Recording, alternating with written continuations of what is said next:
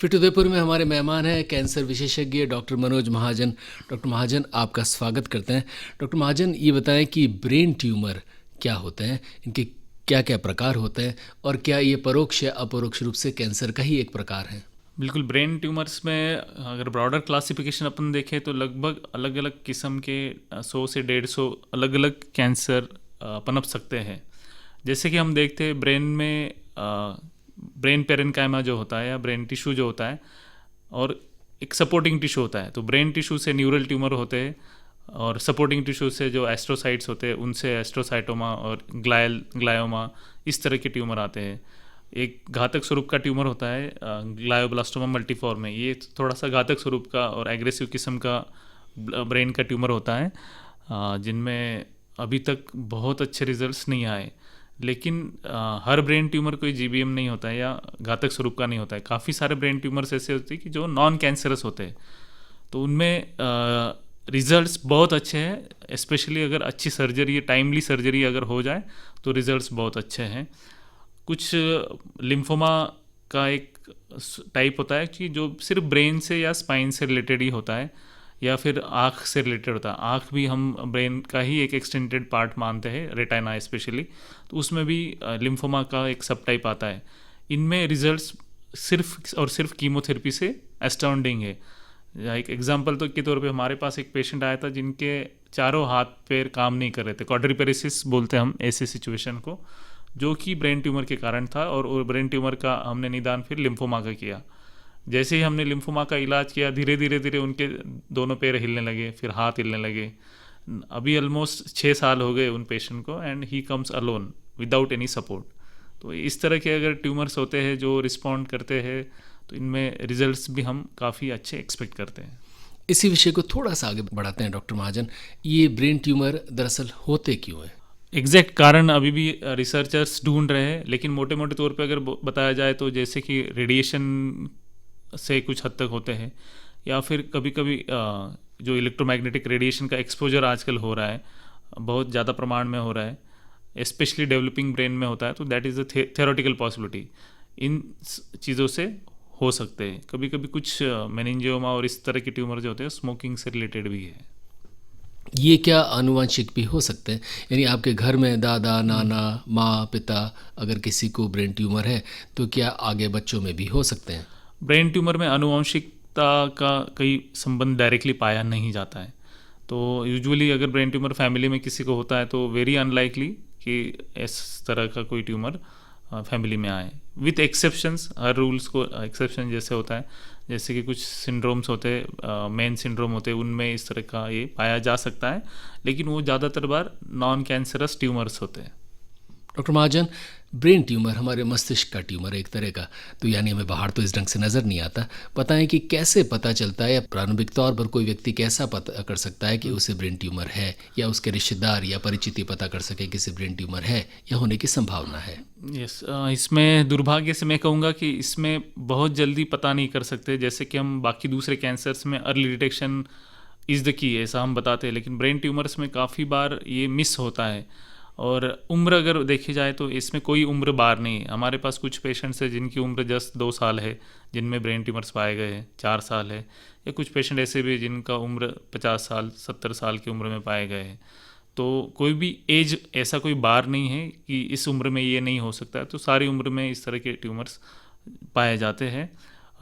और इसमें usually the problems ये होते हैं कि जो ब्रेन से रिलेटेड लक्षण होते हैं या फंक्शन होते हैं, वो फंक्शन का अफेक्ट होना, ये एक उनका लक्षण के स्वरूप में उभर के आता है। जैसे लेकिन ज़्यादातर बार वो हम शुरू की जो जांचें होती है नॉन कैंसरस लक्षण के लिए जानी जाती है। जैसे कि अपन अगर देखते हैं, एक साइड का लकवा होता है, कोई एल्डरली मेल में अगर कोई लकवा हो रहा है तो अपन पहले लकवे के लिए जांचें कराई जाती है, और वो पहले स्ट्रोक के पॉइंट ऑफ व्यू से उसका वर्कअप होता है। लेकिन लकवा एक ब्रेन कैंसर या ब्रेन ट्यूमर के कारण भी हो सकता है, लेकिन वो सबसे आखिरी में कारण होता है क्योंकि वो बहुत कॉमन नहीं है।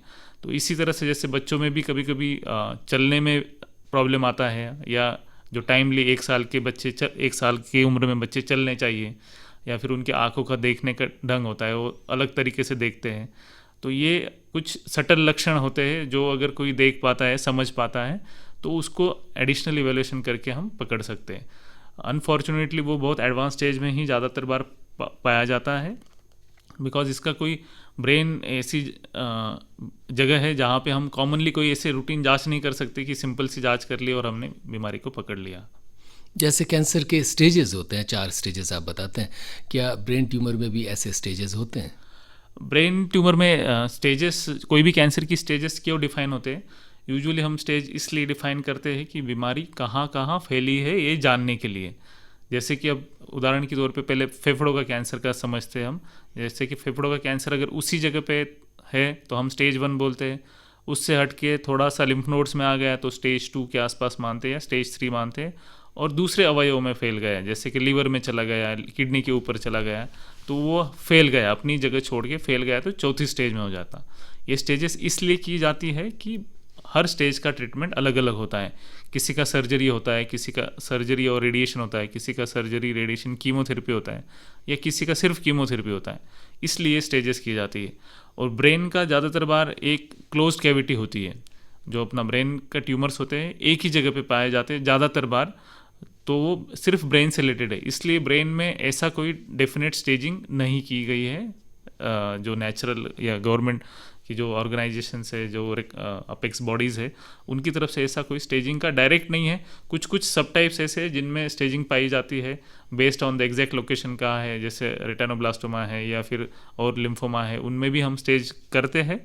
बट नॉर्मली इस तरह की सारे ब्रेन ट्यूमर्स में अपन 1 2 3 4 अप्लाई नहीं कर सकते। कहाँ कहाँ पर मुख्य तौर पर ब्रेन ट्यूमर्स हमारे मस्तिष्क के किन किन जगह पर आमतौर पर पाए जाते हैं, या कहाँ कहाँ पर इनके ज़्यादा फैलने की संभावनाएं होती है? ज़्यादातर बार हम जो ब्रेन के मोटे मोटे तौर पे हम 4 लोब्स मानते हैं, frontal lobe, parietal lobe, temporal lobe और ऑक्सीपिटल लोब, ऐसे 4 लोब मानते हैं। और एक सेरेबेलम, एक छोटा मस्तिष्क जिसको बोलते हैं हम, ऐसे मोटे मोटे तौर पे इतने पार्ट मानते हैं। तो ज़्यादातर बार ट्यूमर ये पैराइटल लोब, टेम्पोरल लोब में आता है, फॉलोड बाय फ्रंटल लोब। ये 3 एरिया जो होते हैं उनमें आता है।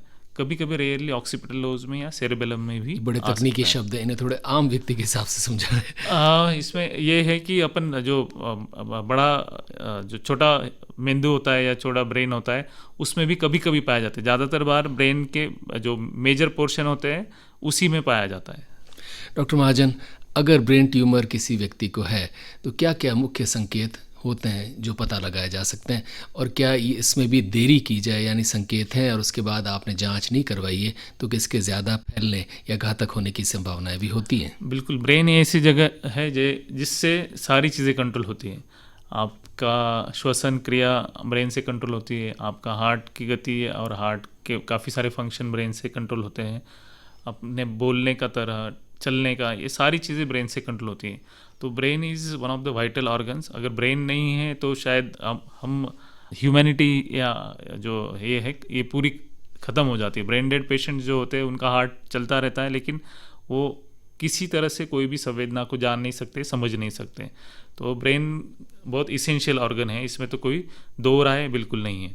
अब रहा फंक्शन लॉस होने का, जो फंक्शन लॉस होता है, इसमें अर्ली डिटेक्शन, जैसे हमने कहा कि अर्ली डिटेक्शन नहीं कर पाते हैं, तो इसका जो भी ब्रेन से रिलेटेड लक्षण है उनकी जांच जल्द से जल्द करना ज़रूरी है। ऐसा नहीं है कि हम सिंपल जांचें करके रुक जाएं।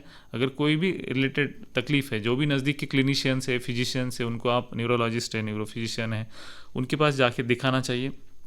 जो अप्रोप्रिएट जांचें हैं वो सारी जांचें करानी चाहिए, क्योंकि इसका ब्रेन ट्यूमर का जो डायग्नोसिस है वो जांचों से ही बनता है। तो ये ज़्यादातर बार MRI ब्रेन किया जाता है, और कभी कभी अगर कुछ सिचुएशंस में CT स्कैन भी कर सकते हैं। तो इन 2 जांचों से ही ब्रेन ट्यूमर का निदान बनता है, और जो भी निदान बनता है उसके बाद इमीडिएटली एक्शन लेनी चाहिए, हमें इधर उधर भटकना नहीं चाहिए। निदान की बात करते हैं, क्या दवाइयाँ या दूसरे भोजन या किसी दूसरी चीज़ से भी इसका निदान हो सकता है, या सर्जरी ही इसका एकमात्र निदान है?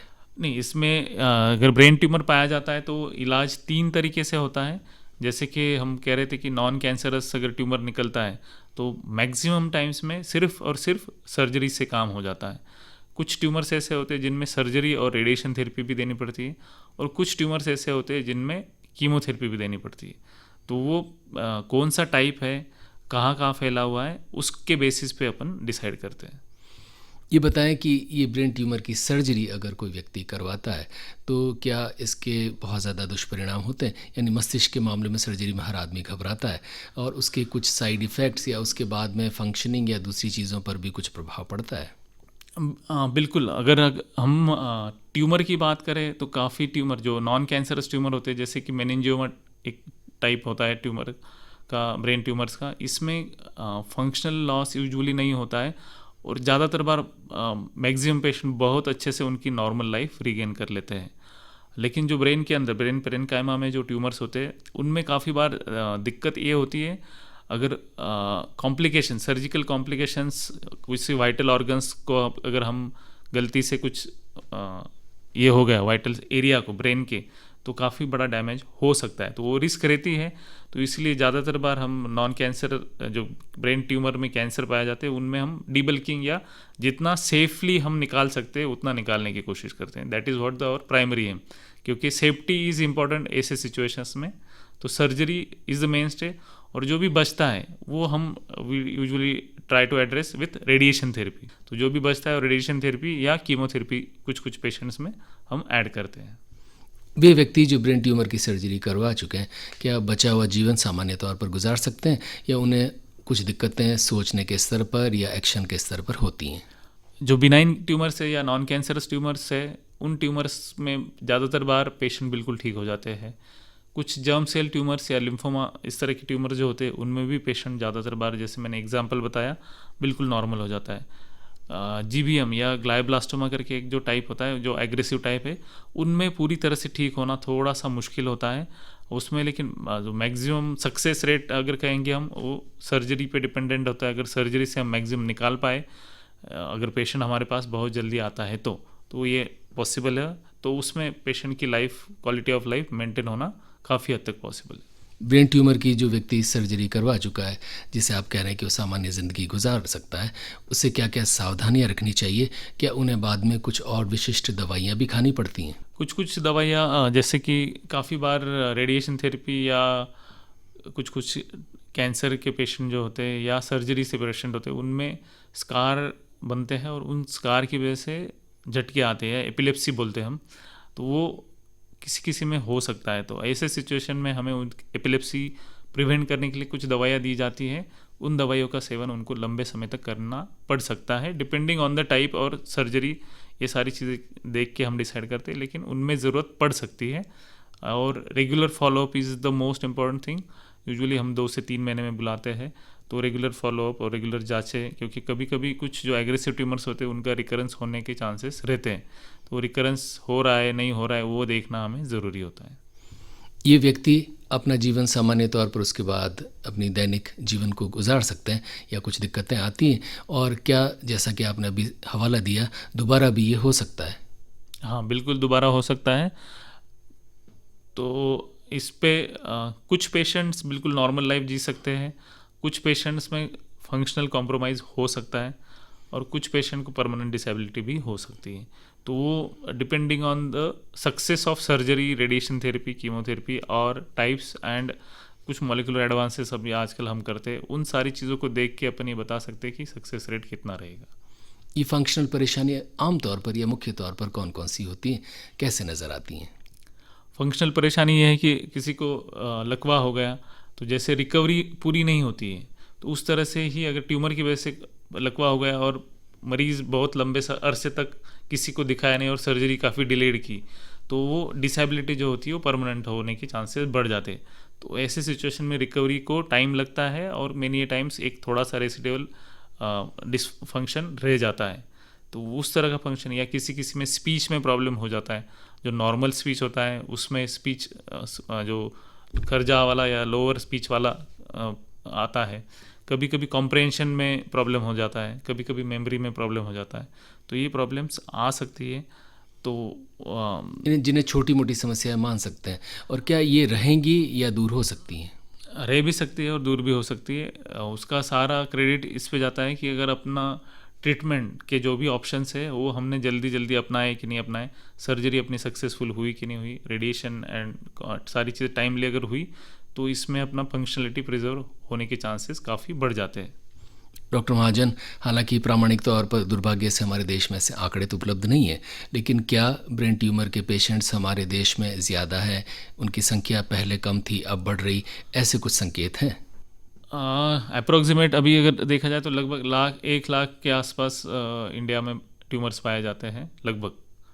तो उसमें से काफ़ी ट्यूमर्स जो होते हैं वो नॉन कैंसरस होते हैं। तो इसमें प्रमाण बढ़ रहा है इस तरह से कहूँगा मैं, क्योंकि 2-3 चीज़ें इसमें। एक तो डायग्नोस्टिक्स में काफ़ी एक्यूरेसी आ गई है, एडवांसेस आ गए, टेक्नोलॉजी काफ़ी एडवांस हो रही है, तो डायग्नोसिस हम अभी बना पा रहे हैं जैसे जो कि पहले हम कभी नहीं बना पा रहे थे।